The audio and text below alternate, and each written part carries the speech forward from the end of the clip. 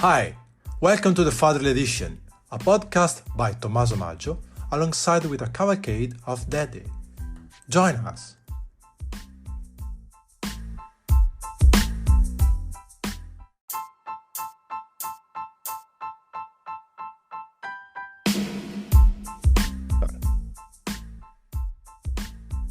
Hi everyone, and welcome back to the Fatherly Edition, hosted by me, Tommaso Maggio, and today we have the pleasure to have with us Assistant Professor Alberto Firrincieli.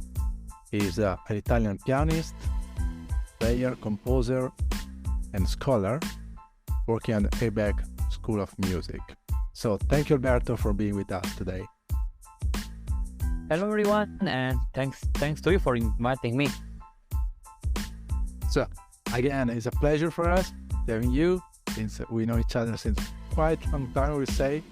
It would be nice if... Quite a lot, right? Wait. Yeah, and it would be nice if you... Yes, quite a lot, because my son was not born when I met you first time. So yes, quite a lot.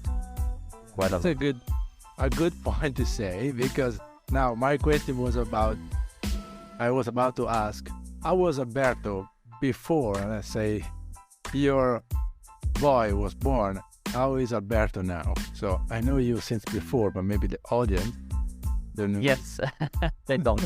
They don't.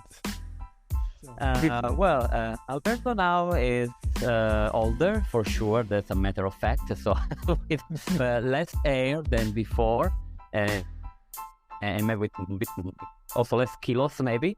No, I can tell you, frankly speaking, not so much different, in the sense that I have a son now, he's 12 years old, and I can tell you, I'm still a child inside. I'm a musician, so if we don't use our, inner spark when we play, we cannot really communicate, so inside I'm still a child. If before I was just a single child, if I can say this, my son became in a way my partner during our games, and we play together with the same toys. So my wife used to say, it's not your son, it's your brother. So because we often play together, we have fun together. So in this sense, it's a positive experience, of course, but there's not so much difference between Alberto before and Alberto now, in the sense that if before I play video games alone, or I play something else maybe alone or with my friend, now I play with my son, and so that's one of the points. Now my son is going to be a teenager, so now he wants to stay by himself without me, but I still would like to stay with him actually. Apart from that, I can tell you the experience of being a father in a way affected my professional life, because I had and I still have much less time for me, of course. So I had to learn how to optimize everything in my life, even 10 minutes, even 15 minutes. For example, when a student is late, I have 10-15 minutes to do something, so then 10-15 minutes have to be really used in a proper way, because because the free time is always less and less and less. So in a way, if before I had a good organization skills, now my organization skills is very at the top. It's a very high one. So that's what I have to learn. Other differences, I don't think actually there are many. I'm pretty much the same. But you see the reality as before, or now you see things with different eyes somehow? Well, for a while, especially when my son was really young, I saw dangers everywhere. And still, when I see kids, with my friends' kids, or when some of my students, I used to look around at every corners in the room, if there's some sharp corner in the table maybe, or the door, or some glass, something that can hurt children. So that's actually what I learned, maybe by instinct. I don't know. Anyway, that's one of the things that has changed. Then no other big differences actually.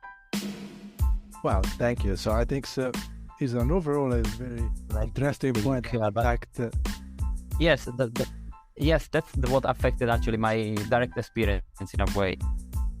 Yeah, of course. That's what we are interested to listen from you. So your first-hand experience. As interested the fact that your wife say that you are brothers more than father and son. Which is a nice thing. So And you are very close relation. yes, in a way, yes, because usually boys are closer to mothers and girls are closer to fathers.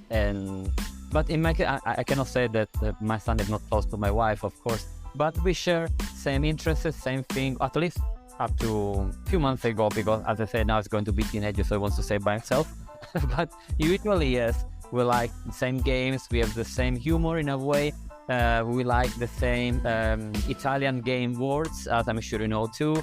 I like to use some Thai word that sounds like Italian or English word that and make this kind of games. So yes, also it's pretty clever mind. So I like to make this kind of words with games, and make work with double meanings of the words in different languages.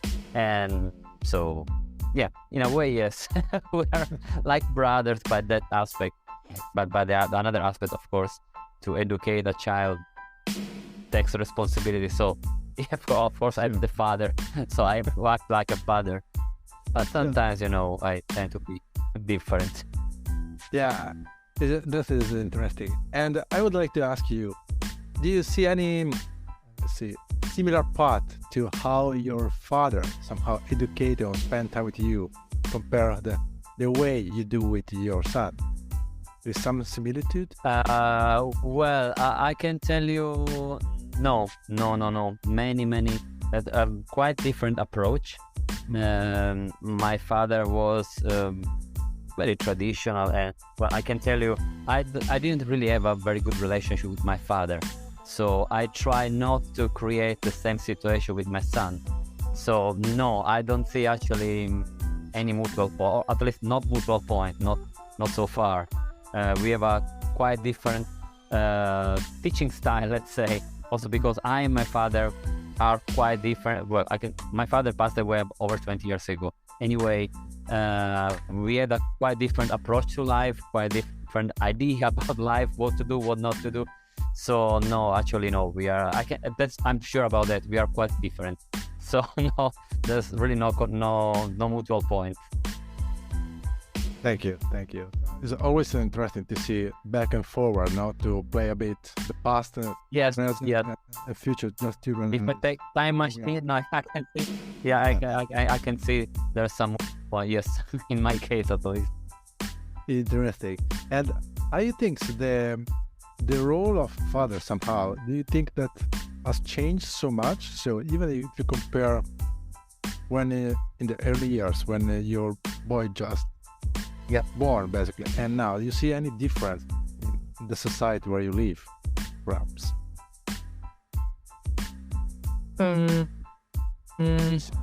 Hard to say. I think it depends by the age of the father, because just my experience.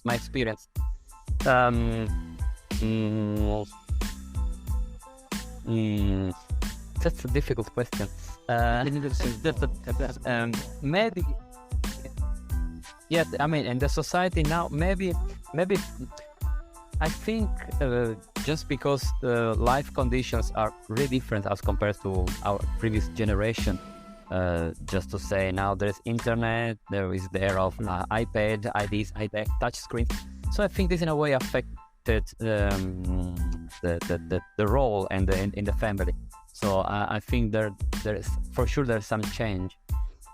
If in the past maybe the father was the kind of autocratic person, at least, well, I have to say I'm from Sicily, and in Sicily, at least up to the previous generation, we still this idea that the father is the head of the family, and then is also autocratic in a way personality.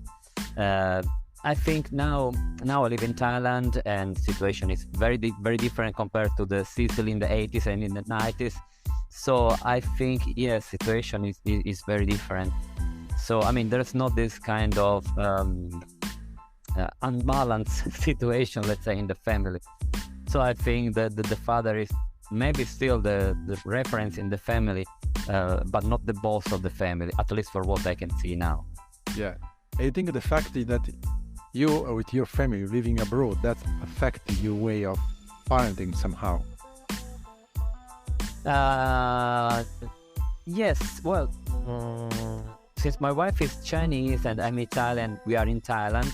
So in a way, we are both foreigners. Yeah. So yes, I can see some difference, especially when the family lives in the father country or in the mother country, because in that way, one of the two sides is stronger in a way. In my case, it's not, which for me is an opportunity for my son, because not only because he can learn more languages, but because also there are more inputs for him.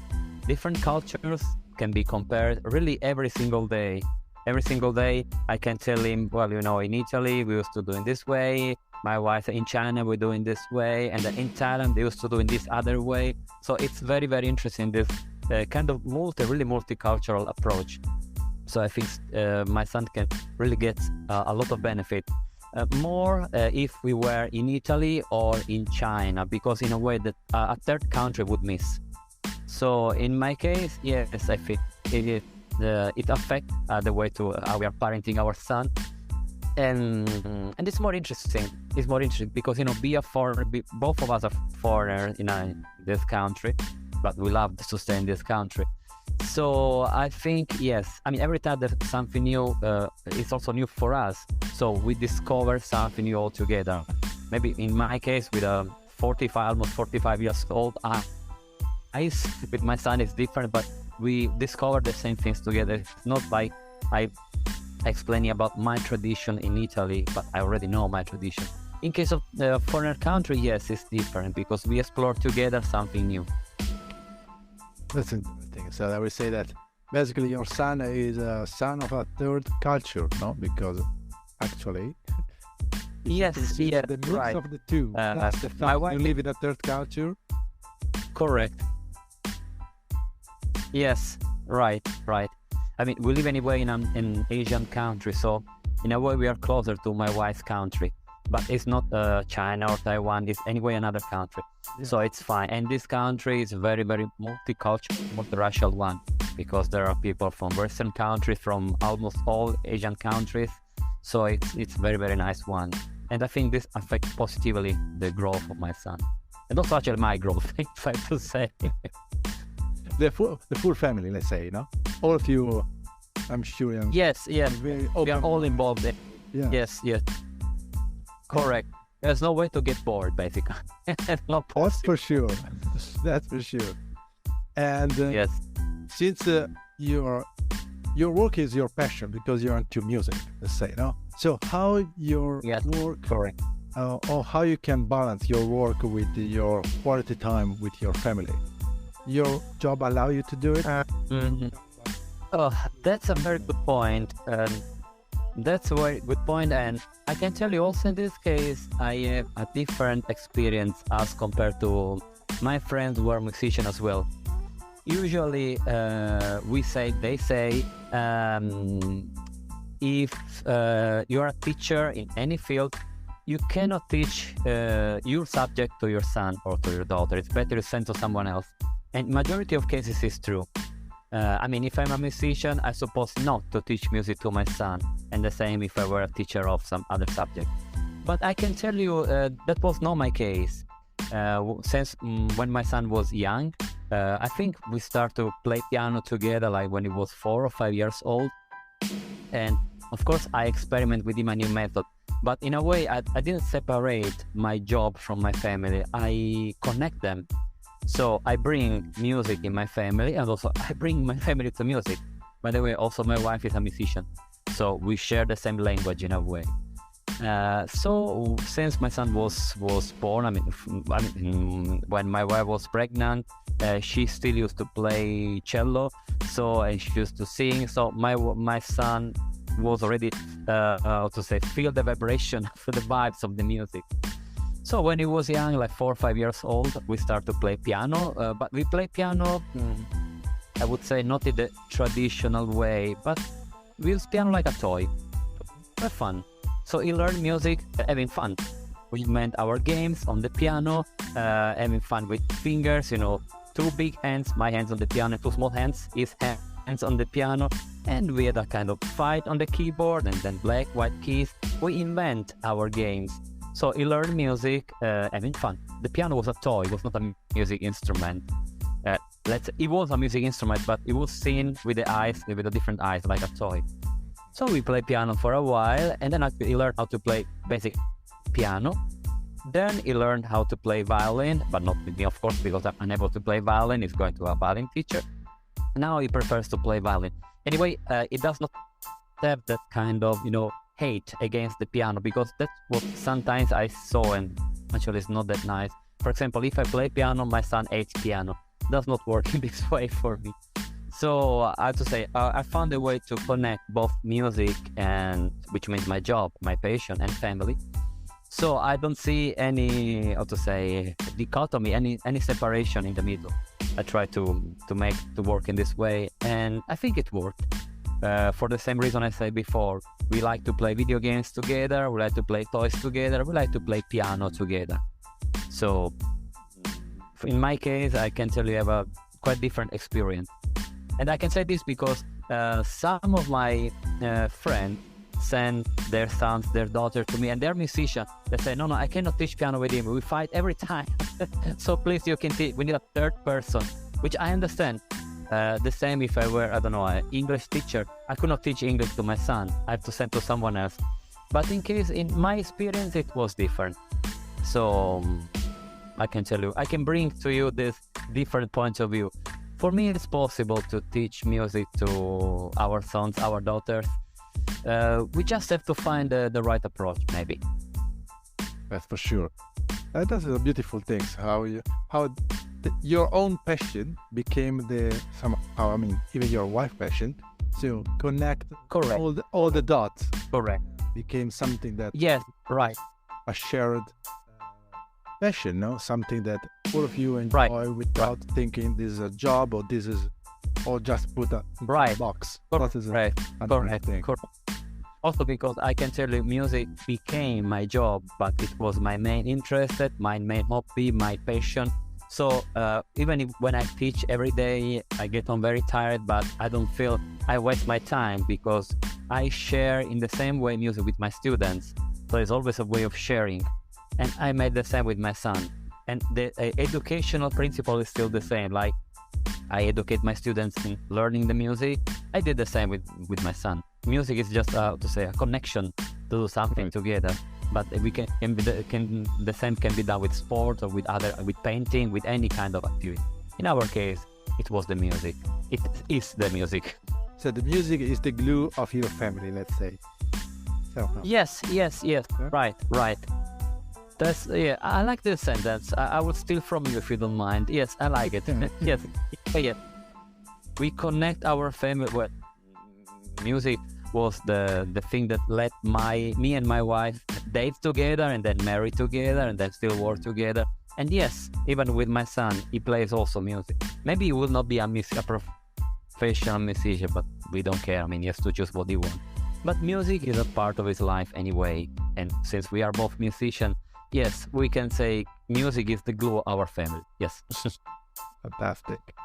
And this is another very precious point that you say, because sometimes people want somehow, let's say, encourage their own son and daughter to go ahead with the same path of parents, no? To do the same thing. And sometimes, even if the kids don't really care about, so they try to push it.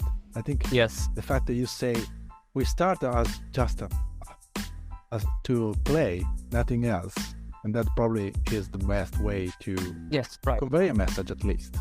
Without say then you have to be famous artist in this field or another field. Yes, right. Without any expectation, we just start, and then we'll see what happens. Yes. Correct. All right, I think that is a beautiful message already. So do you have, because you've told already a lot about your life, do you have any tips for new parents or parents already into music? Do you want to share? I don't think I'm in the position of being the advisor of a new parent. The only thing I would say actually is that there's no school to become parents, and we just become parents and then get to learn. And no matter if we have our family and our back, or grandfather and grandmother can give you a suggestion when we become parents, that's the first time, and that's the way we start to really think and realize what's the meaning of the life and many other things. A couple of things I would say, since it's not possible not to make mistakes, because we all make mistakes. What I'm trying to do when possible is try to think about my relationship with my parents, and I try not to make their same mistakes they made with me. I'm sure I will do new ones, but better do new mistakes rather than make again the same mistake. So that's one of the things I would say to new parents.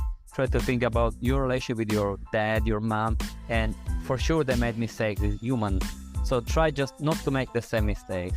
And the other thing I would say, that's, let's say, 50% father, 50% educator. When kids have a problem, any kind of problem, they cannot understand our point of view, but we should understand their point of view, simply because we already experienced, we have been the children, then teenagers, then and so on and so forth. So it's much better if we go on their way, we come close to them, and we try to meet them and to understand their point. They really cannot understand our point as adults, but we should understand their point as a young teenagers or children or whatever. Youngers, okay, yes. That's just a matter of experience. I'm saying 50% father, 50% educator, because when a student has a problem, I can expect he understand how I play that piece, but I have to find a way to let him understand how to solve the problem, starting from his point of view, his technique, his knowledge. Of course, I can play in a different way, but I'm usually 20-25 years older than my student. So the same with my son. When there's a problem, there's an argue, there's a discussion or something at school, or some problem with his friends, or with listen to them, let's see their motivation, and compare your ideas with them. I mean, put always at the same level, like a dialogue, and let them think, use them their cognitive process, I would say. Don't just tell them, no, you have to do it this way because I'm your father, you have to do like this, and that's it. Does not work in this way. Didn't work in this way in the past, still does not work. So don't abuse your power. That's the other thing I would say. Just always be willing to come closer to your son, to your daughter, listen to them, their motivation, and then find a mutual point. But you have to go to them. They cannot come to us because we are adults. They cannot understand our point. Right. Thank you for sharing your experience again. And one last question. My pleasure. If you can summarize one things you learn by spending time with your boy, there is one thing that pop up in your mind more than many others. Life is beautiful. All right. That's the only thing I would think now. I mean, out of the blue, that I mean, life is deserves to be lived day by day. So yes. That's what I would say. Perfect. I will not add a single word. No, thank you, Alberto. Thank you, Maestro, for sharing with us your time experience. So we enjoy to know a bit more about you, about behind the piano and behind the music. Yes. That's like human being behind everything. Yes. But it's not that easy to see all the time, no? We have this wall of our profession around us. Yes, right. Nice to go behind that and see there are emotions that some of us express to different arts, or sometimes even communicate the same way everyone communicates us. Words, maybe help to facilitate dialogue. Yes. And that's the idea even for this podcast. Right. Sharing experience. Right. If I may add just one sentence now, can I? Because I'm just remembering your work. You remember about something that may also contribute to help new parents. When I was in Italy a few years ago, I read a book. Let's say I started reading a book, then I didn't finish it. I don't know I'm sure that book is also in English, but I don't remember the English title anyway. In Italian, it was Un padre quasi perfetto or something like this. Now I really don't remember the author. Anyway, it was about a psychologist who has been killed in US and because of his revolutionary ideas. And in his books, I found some of the things I just told you, that you have to come to their son, their daughter, you have to listen to them, you have to think when you were in the same situation with your family, you should try not to make the same mistakes. Now, I don't know I would say the almost perfect father, but I don't think that's the English translation. I really don't know the English title because I read the book in Italian.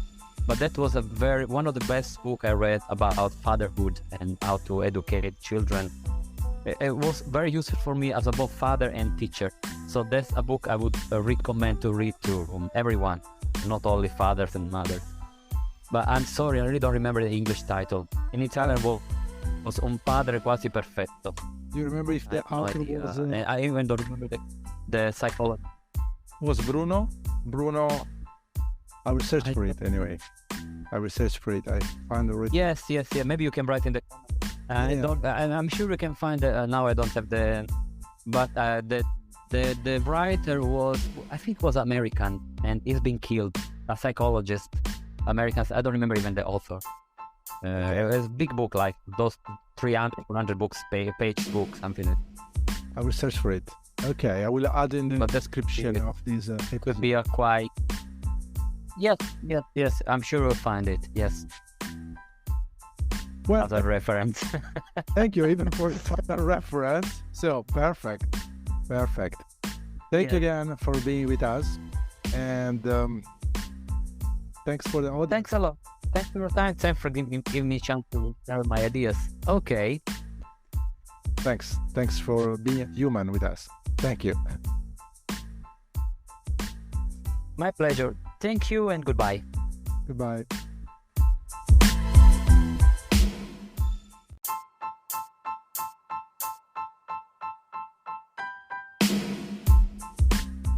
Hi.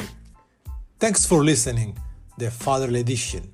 If you like what you've been hearing, please follow Tommaso Maggio on LinkedIn or subscribe to the Fatherly Edition podcast on Spotify, Apple, or whatever you gain your podcast.